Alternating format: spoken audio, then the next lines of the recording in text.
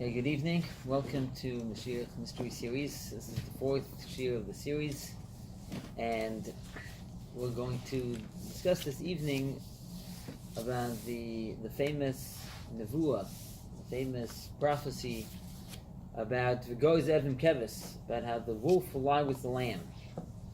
So this series we've been talking about the different miracles that are going to happen when Moshiach comes. What are the significance of those miracles? Why are they going to happen? So what we're going to talk about tonight is the nevuah, the prophecy about how the wolf will lie with the lamb. What's the importance of that? First of all, how is that going to happen? And why? What relevance is that to the coming of Mashiach? We're waiting the coming of the Mashiach. Mashiach, we know, is about halachically, it's about keeping Torah mitzvahs, and in a more deeper sense, it's about Gili Lakus, revelation of godliness in the world. What is the wolf lying with the lamb? What does that have to do with Mashiach? Why is that something important? Why should we be looking forward to Mashiach? Because then all of the wild animals are all going to live in peace with each other. So I think we'll see over here that there's different explanations, there's different meanings behind this, and which will shed light on how it's going to happen and why. So let's start from the sources. Let's go back to the psukim, the voices in the Torah, and in the words of the Nevi'im, the prophets. So the truth is, the most famous line is about V'goz Evim Kevis, about the wolf lying with the lamb. But the truth is that also in Chumash, in Parshas B'chukaisai, we also find a similar promise, a similar prophecy. So in the beginning of Parshas B'chukaisai, it's talking about all of the promises, all of the rewards that we will receive if we keep Torah and mitzvahs. So one of the things that it says, Hashem says, "V'nosati shalom ba'aretz," says, "I will place peace in the land." Ushchavtem ve'in machrid, you will lie down, you will not fear. And then he says, "V'hishpati chayara min haaretz," and I will, literally, v'hishpati means I'll take away all the wild animals from the land. So what's the meaning of v'hishpati chayara min haaretz? What does it mean that he'll make all the wild animals, and will make them leave the earth? What's he referring to? So that we'll get to in just a moment. But for the meantime, let's go to the psukim in Yeshaya, in the book of Isaiah, in Perek Aleph, Psukim Vav through Tes, verses 6 to 9. So there it's talking about the coming of Mashiach. It says, "V'goz Evim Keves," the wolf will lie with the lamb. "V'nomer im gidi yubat," the leopard will crouch down with the kid goat. "V'egel uchfir umri achtav," will have a calf and a lion cub and young cattle all together. "V'nar kote noyeg bam," and a young lad will lead them all together. Ufara v'doiv tirena, and the cow and the bear, they will graze together. Yachtav yubetzu yaldehem, their young will lie down together. V'aryeh kabokor yochal teven, and the lion will eat straw just like the cows, just like the cattle. V'shiyasha yoinek al churipasa, a young child, a child who is nursing, he will play on by the hole of a snake's, which is also has a similar meaning. That means that a young child will play by the den of this venomous snake. And then the voice concludes that they will not do evil, they will not cause any destruction in my entire holy mountain, says Hashem. Because the entire earth will be filled with the knowledge of Hashem as the water covers the seabed. Now, just one interesting thing in the conclusion of these psukim over here, it says, why will all of this happen? Because the entire earth will be filled with the knowledge of Hashem. What does that have to do with the fact that all of the animals will live in peace? Do the animals know about the knowledge of Hashem? Do they have any understanding of the knowledge of Hashem? But the simple reading of the voices seem to imply that the fact that the whole world is filled with the knowledge of Hashem, that is the cause, that's the reason why they will all live in peace. So that's another thing we have to understand. Okay, so to understand what's the significance of all of this and what's the reason for all of this and how the knowledge of Hashem is the cause for all of this, so let's start with the Sifra, the Medrash. So the Medrash over here brings two opinions regarding what v'hishbati chayra min haaretz. Getting back to the pasuk in Bechukaisai, v'hishbati chayra min haaretz. So Rabbi Yehuda omer ma'avira min ha'olam. Rabbi Yehuda says the meaning is that Hashem will remove them from the earth. That's what v'hishbati chayra min haaretz. That Hashem will remove all the wild beasts from the land. Rabbi Shimon omer, Rabbi Shimon says, mashbisan shelo yazuku. He says it doesn't mean that he'll destroy them. He'll remove them from the earth. They will cease to exist. It means that he will tame them. They will no longer cause injury and destruction. And Reb Shimon explains his opinion for it. The Amar Reb Shimon says, Reb Shimon, when is it the praise of Hashem? Bizman she'ein mazikim, or bizman she'yesh mazikim ve'ein mazikim? What's a greater praise of Hashem? When Hashem, so to say, when there's no destructive animals, so to say, there's no one there's no predators around at all? Or is it a greater praise of Hashem when there are animals that are predators, but nevertheless they don't cause any destruction? They don't prey. Emor, you should say, Bizman sheyesh mazikim ve'ein mazikim. The greatest praise of Hashem is when you have animals that are predators, but nevertheless they don't cause any destruction. This is also the meaning of Mizmor Shir L'Yom HaShabbos. That says the song of Shabbos, which is, what's the concept of Shabbos? L'mashbis mazikim min ha'olam, that the time when Hashem will make all of the preying animals will cease to prey. Mashbisan shelo yaziku. Hashem he'll tame them. He'll mashbisan comes to the word of Shabbos. He'll make them rest, so to say. They'll rest from causing any type of injury or destruction or damage. And he brings v'chein hu'ayma, and this is also the meaning of what it says. V'goy ze'efim keves v'navim diyubat. Says Rabbi Shimon, this is exactly what the prophet is saying. Yeshaya is saying that the world will lie with the lamb, and he quotes the entire verse. And he says, "Malame, this teaches shetinek mi Yisroel asid lahoishit es yadil sech galgal einay shel tzifayni u'meitzi marim b'tech piv." Which means that a child will be able to stick his hand into the eye of the snake and take out a gall from his mouth, something like that. Anyway, the point is that he's learning that that's also the meaning of Ishbati Chayra Min Haaretz, meaning it's the same idea. According to Reb Shimon's opinion, the pasuk in Parashat Bechukosei Ishbati Chayra Min Haaretz means the same thing as the Goy Zevim Keves, that the world will live with the lamb, that all the animals will all be tame, and they won't prey anymore on other animals, and they'll all live in peace. So the question is, again, why will this happen?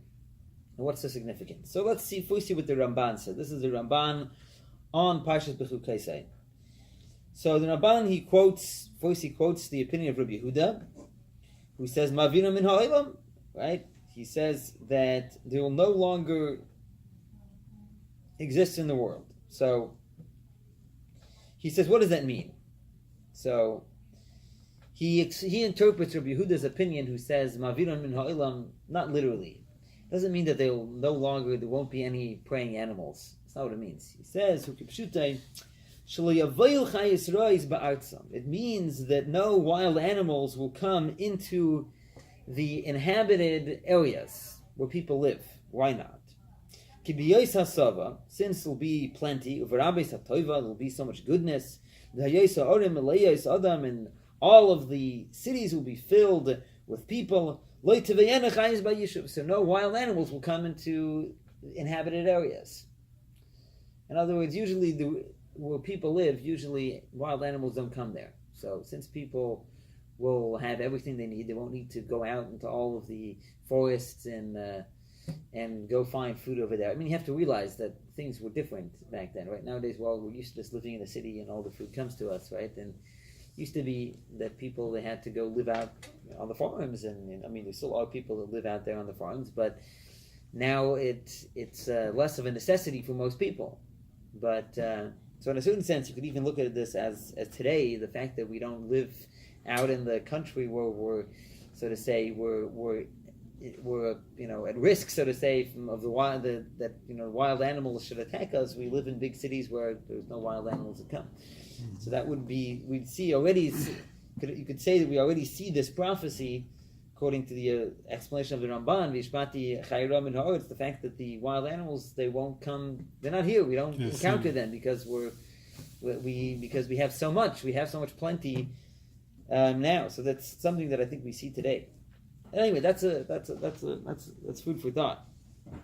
So that's the opinion of Rabbi Yehuda. Now, Valdash Reb Shimon, according to Reb Shimon, She'amar Mashbisan Shelo Yaziku, he says again that it doesn't mean that they'll cease to exist; it means that they won't harm. Yoimar Vishbati Roas Hachayis Min Haaretz. So over there, according to him, the meaning of the pasuk is that Hashem will destroy the evil, the bad characteristics, so to say, of the wild animals from the earth. And the Rambam says, "V'hu anochen," and this is the correct explanation. And he explains as follows. So why will this happen? Why will it happen? So Rabbi Yehuda, the way he explained Rabbi Yehuda, it's very understood. Right? Rabbi Yehuda is very understood. The wild animals won't come into the inhabited areas. It makes a lot of sense. But what's going to be the cause of the fact that the wild animals are no longer going to harm? They're no longer going to prey. What should bring about that change? Says about a very interesting thing. Eretz Yisroel be'is kiyum hamitzvahs kasher hoya ha'olam b'tchilasai koydem chetei shel adam harishon. Says Eretz Yisroel, when the Jewish people keep mitzvahs, it will be similar to the way the world was before the chet of Adam harishon. Of ein chayer of remes meimis adam. Says that no wild animal or no creepy crawly thing, any type of there was no living creature that would bring death to a person. Like our sages say, it's not the wild donkey that brings death to a person, God forbid. Rather, it's sin. Sin brings death to a person. And he says that's the meaning of the psukim that says that the children will play with all the wild animals. And he explains as follows. Where did the nature that animals have teref? Teref means that they're carnivores, that they eat other animals, they're carnivorous. Where did that come from? This happened because of the sin of Adam Harishon. What happened? Because Hashem decreed upon Adam Harishon that he should be prey to their teeth, literally. That he should be prey to the wild animals. That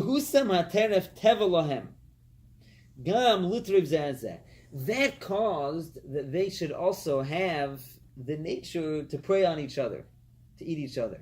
How does that happen? What happens is when they preyed on a man, on a human being once, so that causes them to become more evil, to become more carnivorous. Basically, it's sort of like they say, it's similar to the concept like Aveda Gereres Aveda, right? One Aveda causes another, sort of. So what happens is that it starts off that the animal Hashem gave it the nature to prey on a human being as a punishment to Adam Harishon. But then once animals started eating other living beings, human beings, so then that created in them that nature to be carnivores, to eat other animal meat, and so that's how that nature started. So now, what's going to happen when Mashiach comes? So he says like this. Originally,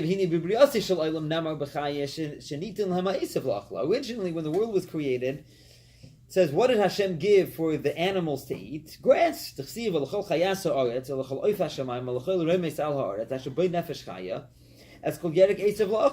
gave to all of the living beings on the earth everything, he gave it the grass to eat. And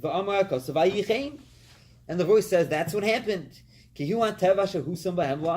is the nature that all animals were given forever. And then afterwards they acquired a new nature. There's two types of natures, right? There's a nature that you're born with. Then there's a nature that a person can acquire. So, similar to that is what he's saying over here regarding the animals. That the nature that the animals were created with was the nature to eat grass, but then afterwards, once their acquired nature was to be carnivores and to eat other meat. And then he continues, and then even afterwards, when Hashem allowed other people, after the Mabul, he allowed people, Bnei Noach, to eat other animals. Right? Originally, before times of Noach and the times of Adam, no one was allowed to eat. People were not allowed to eat animals. So they were also only allowed. Everybody was vegetarian. Right? Then after the Mabul, then Hashem allowed people to shech the animals, to slaughter animals and eat them. However, he says the fact that the animals that they killed each other, eat each other, that remained. So now, what's going to happen when Mashiach comes? He says, then, and when Eretz Yisrael will reach its perfection, so Tishbas Ras Min Hagam, so then this evil nature of the animals will stop. And then they'll have their original nature that they were given when they were created. It says, and that's why the verse says concerning the days of the Redeemer, the Zion of Yishai, the Mashiach, that peace will return to the world, and all of this carnivorous activity of all these wild beasts, it will stop, and everything will return to its original nature. So that's the opinion of the Rashbam. That's what the Rashbam says. The Rashbam says, it's not the Rashbam, sorry, the Ramban. The Ramban says that the reason why the animals will stop being carnivorous, he says, really it's not a new thing. Really, this is the original nature. And the fact that they're carnivorous, that's unnatural. That's something that shouldn't have been. And then when Mashiach will come, the world will go back to the way it originally was, and the way it should be, where all animals just ate grass and none of them killed each other. So that's the way the Ramban explains it. So basically what we see over here is that this is like an indicative of the state that the world is returning to. I think we discussed this in previous classes as well, that one of the ways of understanding Mashiach, especially the Ramban, Nachmanides, that's his understanding of one of the ideas of Mashiach is that the world is going to return to its original state, the way it was before sin, before the Cheder Tzadas, where everything was the way it should be. Okay, so now let's see the Radak. So the Radak on Yeshaya, he's explaining the Psukim in Yeshaya, about V'gozevim Keves, about the wolf lying with the lamb. So he brings down different explanations of what this means and why it's going to happen. So one explanation, he says, Yesh Meforshem, Ki b'Moshiach Mashiach yischalfu tivei hachayis v'habehemus v'yoshev mashay b'tchilas habriya. So he quotes, right? He quotes the Ramban's explanation, right? That their nature is going to go back to the way they were at the beginning of creation. But he adds also an interesting thing to prove this point. He said, when Hashem originally created all the animals, how many did he create? Right? He created two of each, a male and a female. So if immediately the lion, in order to, so to say, survive, its food was eating another animal, so immediately that other animal would become extinct, because the lion would eat it up, it would be gone. So obviously it must be, says the Radak, that in the beginning of creation, so the animals were not carnivores, they didn't eat each other. It was only later, once they started multiplying and there was many, so even after the animals eating each other, so they didn't become extinct. Similarly, also in Noach's Teva, in Noah's Ark, there was also only two of each. Obviously, they didn't eat each other, right? They ate other things. And then he brings over here actually the opinion of the Yesh Mefarshim is the Rambam, who holds that really this whole thing of a Gozev and Keves is really all a mashal. Rambam's opinion in Maimonides is that it's all a parable to the way the Jewish people will live with all the other nations, that will all live in peace. And so now, just before I continue what the Radak says, the Rebbe always speaks a lot about this. Mentioned on many occasions that even the Rambam, he must agree that eventually all these things will happen in the literal sense. It will come a later tkufa, a later time period, that it will happen literally. So the whole question is about initially when Mashiach comes in the first tkufa, in the first stage of Mashiach, if it will happen immediately or it will only happen later, all these miracles and stuff.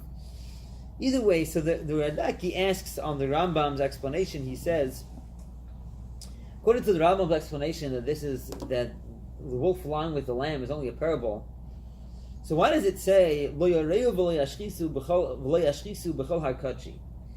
They won't do evil, they won't destroy it on my holy mountain, which implies that this miracle, this phenomenon, will only occur on Har Habayis, right, or in Eretz Yisrael, in Yerushalayim, right? If it's talking about the peaceful relationship that the Jewish people will have with the other nations, so what does it have to do with Har Habayis? This is something that should be universal.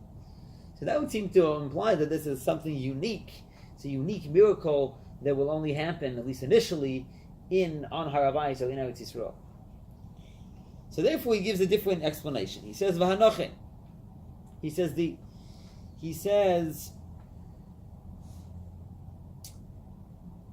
explanation is as follows. He said this is he thinks this is the correct explanation. He says the nature of the wild beasts won't change. The yitrafu, they'll still be carnivorous. V'yechlu basar k'mei ma'isamato, and they will eat meat the way they eat now, the way they do now. Allah hiftiach es Yisroel shahachayis haros liyaziku b'chol Eretz Yisrael. Says the meaning. It says what the meaning of the verse is that Hashem is promising the Jewish people that none of the wild beasts will cause any damage, will injure anyone in the entire Eretz Yisrael, and that's the meaning of Zeu Shenamar Li'arev B'chol Yashchisu B'chol Har Kachi, that they will not cause any destruction in my holy mountain. V'hatam, what's the reason? Ki Malha It's De'as Hashem, because the entire earth will be filled with the knowledge of Hashem. We ask, what does one thing have to do with the other? Says the Radak, here's the explanation. What is Hashem saying? Hashem is saying, since the entire world will be filled with the knowledge of Hashem, meaning, meaning since the Jewish people will act good, in other words, they will follow the way of Hashem, therefore none of the wild beasts will have any power over them. And they won't injure any of their livestock and any of their possessions. As Hashem promised us through Moshe Rabbeinu that He will remove all of the chayes rois, all of the wild beasts from the land.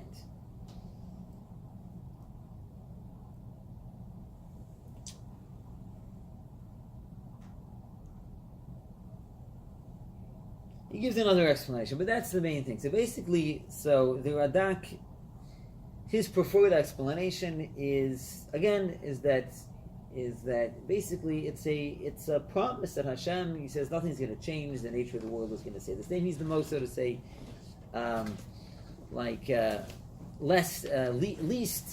least miraculous type of explanation. Now, of course, there's the Rambam who says it's only a parable, but he learns it literally. But he says basically Hashem is going to protect us. Since we're going to, in the times of Mashiach, the world is going to be filled with the knowledge of Hashem. Therefore, Hashem is going to protect us from all of the wild animals. So now let's move on to the explanation according to Chassidus. And over here we'll see a whole deeper explanation, deeper way of understanding this whole concept. So this is over here a Farbrengen from the Rebbe from Simchas Beis HaSha'eva from Sukkot Tafshin Chav Beis, end of 1961. So the Rebbe just begins over here about V'gozev and Keves, about how the wolf will lie with the lamb, and how everybody agrees eventually, as I mentioned before, that's going to happen literally. And the Rebbe over here, by his beginning of Sif Mem, the Rebbe asks the question. The question we asked before is that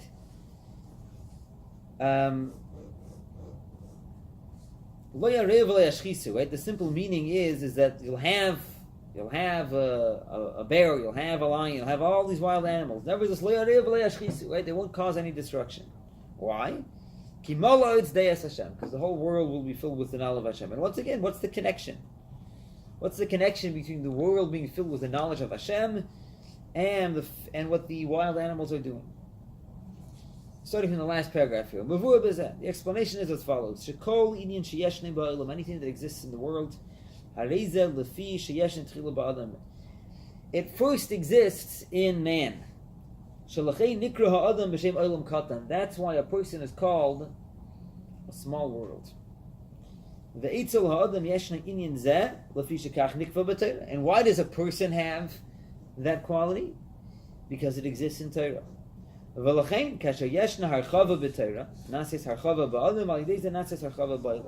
when there's some type of harchava, there's some type of expansiveness, as we'll explain what that means in Torah, that creates this expansiveness in man, which in turn has the same effect in the world.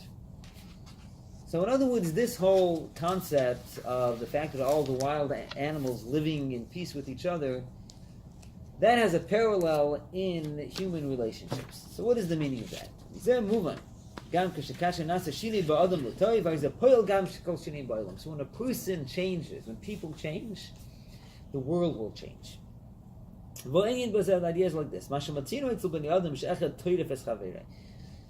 So we find by people this concept that people could also be carnivorous, right? People could also eat each other up. Rahman al-Islam, God forbid. Where does that come from? It's what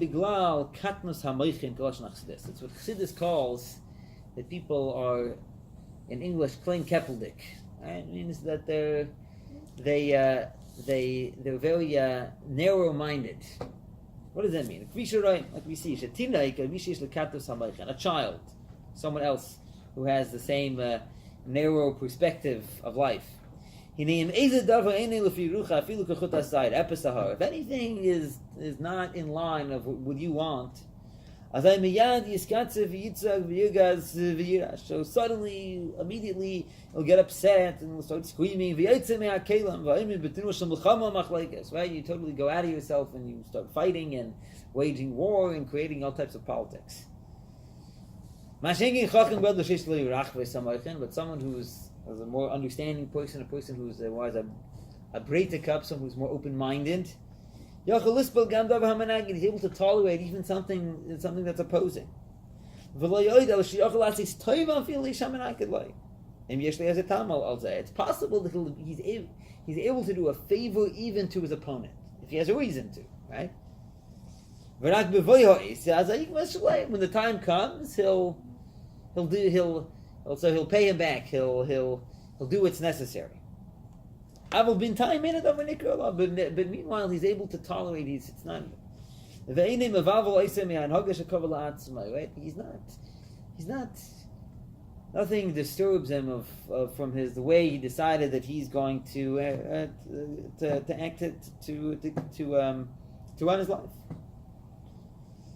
So the Rebbe brings over here a similar thing that we find by the Eibusher. Obviously, Hashem, he is as the ultimate, so to say, ultimate perfection, is the ultimate, so to say, open-mindedness, rachvas hamaychim. We find that when Shlomo HaMelech built the Beis HaMikdash, he built the Holy Temple, and King Solomon built the Holy Temple, he also married Bas Parei, Pharaoh's daughter. So, on the one hand, Hashem was very pleased, God was pleased that Shlomo HaMelech built the Beis HaMikdash. So B'yom Simchas Liba is that binyan Beis Hamikdash. Right? It was a great joy for Hashem. That was on the one hand, to the extent they didn't even fast Yom Kippur. That's what a great joy was. On the other hand, since he married the daughter of Parei, so it says at that time Hashem, so to say, Hashem thought that maybe he should destroy the Yerushalayim. and it says the whole thing. That's when Rome already began, was created. That's a whole other thing that the Gemora mentions, the Mezeritch. So there was two, so to say, opposite feelings, so to say, by Hashem at the same time. On the one hand, Hashem had the ultimate joy, the fact that the Beis Hamikdash was built, and at the same time, he was upset the fact that Shlomo HaMelech married the daughter of Paroi. So, in other words, so what's going on over here? So that's the thing. In other words, Hashem, so to say, he's able to tolerate, so to say, two opposite things at the same time. Hashem is the ultimate of that idea that it's not a studio. It doesn't contradict. I'm happy because of this, and I'm upset because of that. Or another thing we find in the Gemora in Yevamos that when Shaul killed the Givonim, on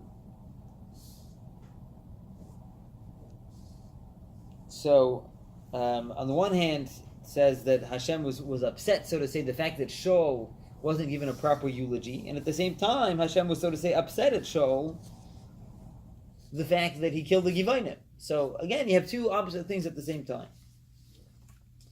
And basically that's what Hashem does. You know, on the one hand, that it says, Hashem, so to say, he's slow to anger, and Hashem knows that eventually if the person needs to be punished, he'll be punished. And at the same time, so a person is able to do tshuva. So, anyway, so this is just an example. The Rebbe brings this an example that by a person you can have a similar thing. That when a person is not so clean keppeldik, not so narrow-minded, more open-minded, they could tolerate someone who's opposing their view. So now we can understand what it's going to be like when Mashiach comes. This is what it means that they won't cause any harm or destruction because the whole earth will be filled with the knowledge of Hashem. When we'll come to a state that the whole earth will be filled with the knowledge of Hashem. When there will be a whole new understanding because of the revelation of the knowledge of Hashem. Hashem says that it's going to be in a way that will have a deya. What's the concept of deya? Das. Das. What's the concept of das? Das means that you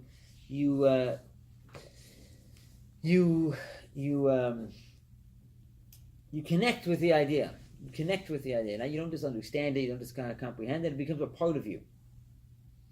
So what happens then? When your knowledge of Hashem comes in a way of das, the way that it becomes part of you, part of your life, part of your being, your whole existence. So what causes in the person will suddenly open up his mind. So there'll be peace between man and his friend. The ultimate peace between people. And so therefore there'll also be an effect in the world. Because the whole existence of the world is for the Jewish people. It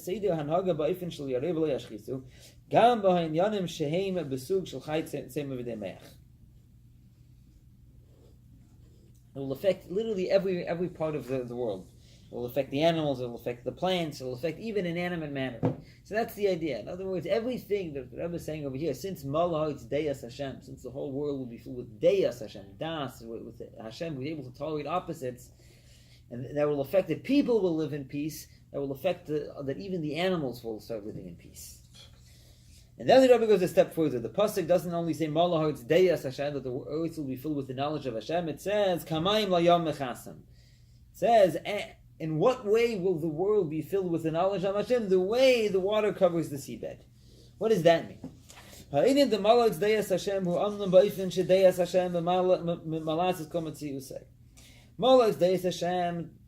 It means indeed that the knowledge of Hashem totally fills up your whole being. But it implies only however much you're able to handle. But at the end of the day, no one thinks the same, just like their faces are not the same. So there's still differences between people. Nevertheless, since both of them, even though both of them, their understanding is filled to capacity, nevertheless, since one person is, so to say, not as smart as the other person, is not as intelligent, so you can look at the other person that he has no significance in comparison to me. So on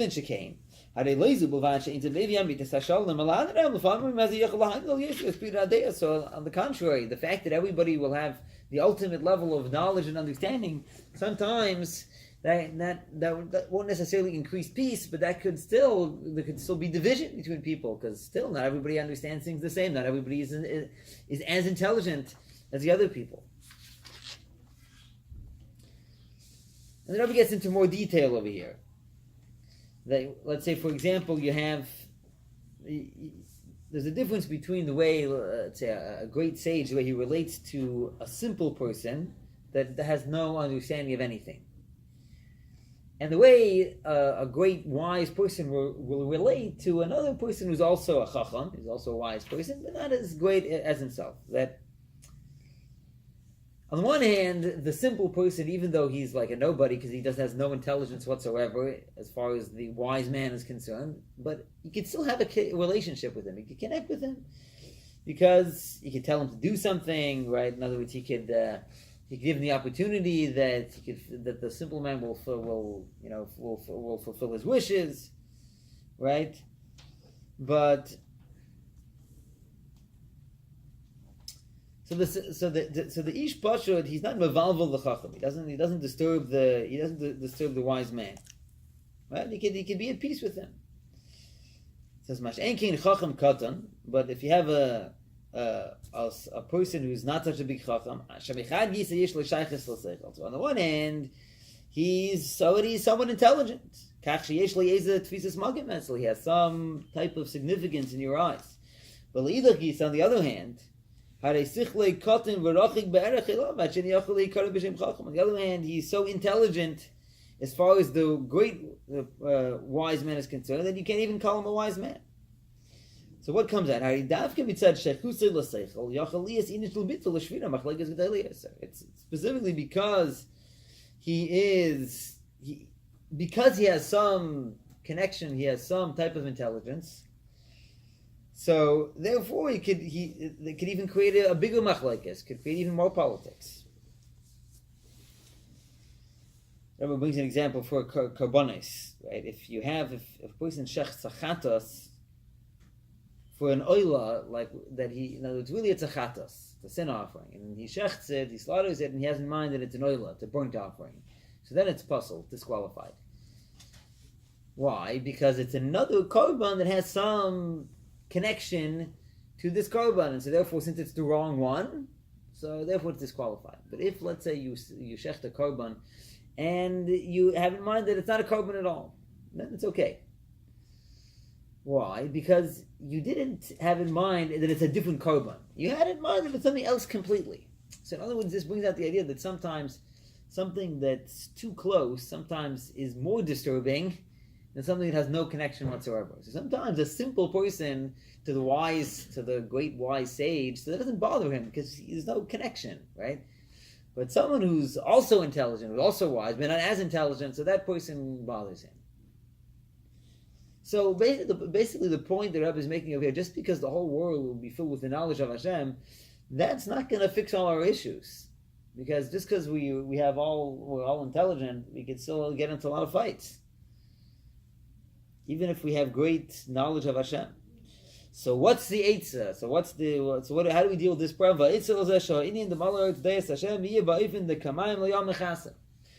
That the world will be filled with the knowledge of Hashem in the way that the water covers the seabed. What's the concept?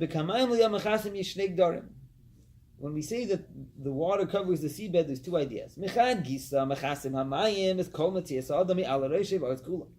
On the one hand, the earth is covering the entire person's existence on top of his head, the entire earth. But on the other hand, nevertheless, in the sea, there's mountains and there's hills and there's valleys, right? There's a whole world under there in the sea. It's not like everything is equal. So what's this concept in this, spiritually speaking? Kolaimar, this means as follows. You don't mean to say that when Mashiach will come, so everybody will be equally intelligent. That's not what we mean. It says no one will teach each other. Why? Because everybody will know Hashem from the youngest to from the smallest to the greatest. So what do you see over here? Even when Mashiach comes, there'll still be simple people, there'll still be small people, there'll still be great people. So what's going to be unique about Mashiach? But we'll learn in such a way as the water covers the seabed. That it will be similar to the concept that the water will cover his whole existence. Will cover his entire head. To the extent that nothing will be seen besides the water. Meaning, mayim dikdusha, water means the water of holiness. Chachma dikdusha, chachma of kedusha. Which affects that the person should have such a bittul, such a feeling of self-nullification and self-abnegation, as if he's not seen at all. And therefore there will be the ultimate peace, the ultimate perfection of peace. That's the concept of kamayim liyam mechasim. So in other words, on the one hand, we'll be different people, right? Not everybody will understand everything in the same way. It'll still be, but the point is that people will be have such a sense of the water, so to say, will cover all our heads. Such a sense of bittul to each other that it's not going to be me and you and I say this and you say that. There'll be a sense of true rachvas hamoichen, of broad open mindedness that we'll be able to all live in peace together. And so that's saying the Rebbe, that's going to be the cause for the Gozat and Kevis. Why the wolf will lie with the lamb will create that same peace between all of the carnivorous animals that they'll live in peace together. So basically, to sum up over here, so we have 3 or 4 different explanations of why, what it means that the wolf will lie with the lamb, and why that's going to happen, and what's the significance. Okay, so there is the simple way the Rambam understands it, that it's a mashal, right? The fact that the Jewish people will live at peace with all the other nations, and of course that's indicative of the peace when Mashiach will come. But of course, even the Rambam agrees that eventually it will be fulfilled in the simple sense.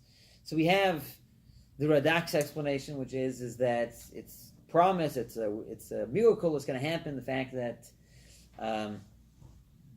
since the whole world will be filled with the knowledge of Hashem, therefore Hashem promises us that none of the wild animals will come attack us, which is similar to the Ramban's explanation also of Yishbati Chayram in Aretz. And then we have the Ramban's explanation that he says that the nature of the animal is not that it's going to change, but it's going to revert back to the way it was at the beginning of creation, because Mashiach will bring us back to that perfection, to the beginning of creation. Then we have the explanation of Chassidus that this is really all stems from the fact of the peace that will exist between people, that since the whole world will be filled with the knowledge of Hashem in such a way that it totally overtakes our whole lives and existence and understanding, that people will be able to live at peace with each other and tolerate each other. Therefore, there will be peace in the world. Just to conclude, so I believe that in the continuation of this Farbrengen, the Rebbe said, and how do we do that? How do we? What's the te'ima? How do we taste that? It's through learning Chassidus. Through learning Chassidus, that's what gives this person the bittul and prepares us for to live in a Mashiach dikaif and a Mashiach dikaway. And we should be zeicha taka indeed that we should happen immediately. Have a good evening.